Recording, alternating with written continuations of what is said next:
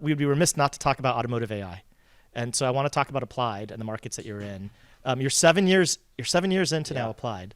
I don't know if that's gone by quickly or slowly, but I'm curious right now, just if you had to give yourself a rating on a scale of 0 to 10 in terms of where you're at versus where you envisioned when you started the company, how have you 10 has exceeded your expectations, 5 is met expectations. Yeah, my expectations were the company was going to fail. So exceeded my expectations. I mean, it's a profitable company, which is, does hundreds of millions in revenue. I mean, that's just hard to do. And I'm very fortunate that the company that I started is in that do you group. Really honestly say, did you really? No, really. You really started the company with the expectation that you were going to fail? Leaving YC. YCCO is a great gig, by the way. If you can get it, take the job. It's like you work with smart people, Sam, like all the YC people, great. Paul Graham, amazing people.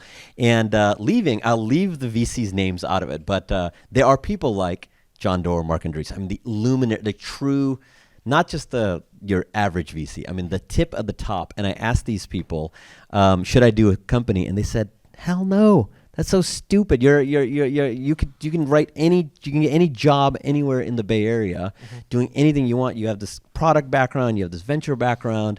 You're still young enough to go run a firm. Like a lot of times there's firm succession questions. Like venture funds need people to run them, and the fundamental reality is, it was never going to be Andreessen Horowitz Younis. It's never going to be Kleiner Perkins Younis.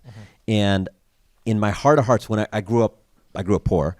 And so I always thought that I did this company thing to not be poor, and because I'm cynical, there's some part of my brain which is deep, it's that radical pragmatism. Had you made enough money at that point where you could retire if you didn't want? So you'd made enough before you started Applied. You had enough money where you didn't need to work a single day. And so that is when this truth, self-revelation happens, which is oh, actually, this is the thing that I want to do. And even boiling down to why do I personally want to start a company, it's because I have strong opinions and I hate mediocrity. And I hate working with people who are just okay with a B+ job. And by the way, there's a cost to that. There's a personal, emotional cost to it. You work a lot, and it's satisfying to do things at a high level, but it ain't free. It takes a lot of cost. And so I think for me, it was just making that decision of am I willing to pay that cost? And to me, yeah. I don't do anything else. This is all I do.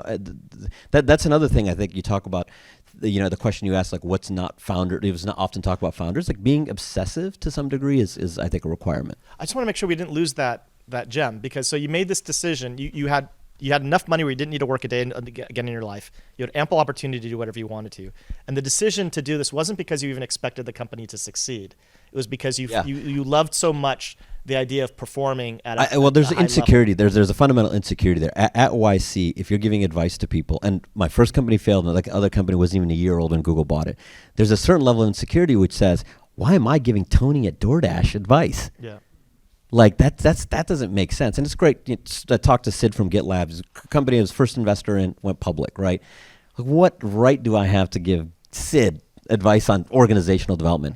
And I remember saying this to other YC partners, and they said, that's okay. That's just the name of the game. We're looking at patterns. And I think it's true. I don't think you have to build a huge public company in order to give advice on it.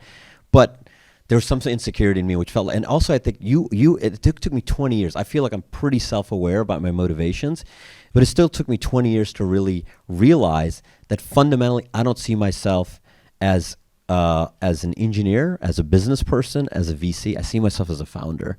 And so you have to figure out what's your own identity.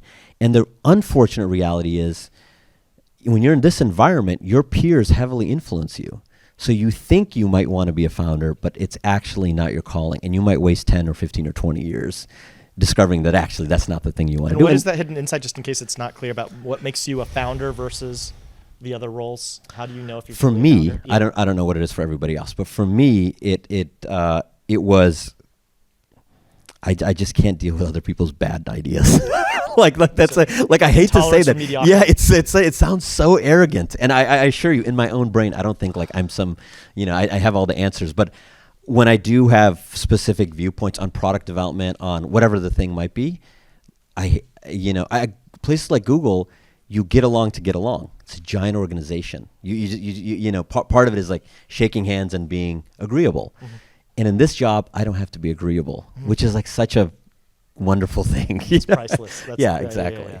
And what I like today, watch, like this company will like fail and like this, it will age very poorly. The company's doing well now. And so it's like, yeah, I was right. Like that was, those ideas were not completely wrong. And there's like something deeply satisfying about that.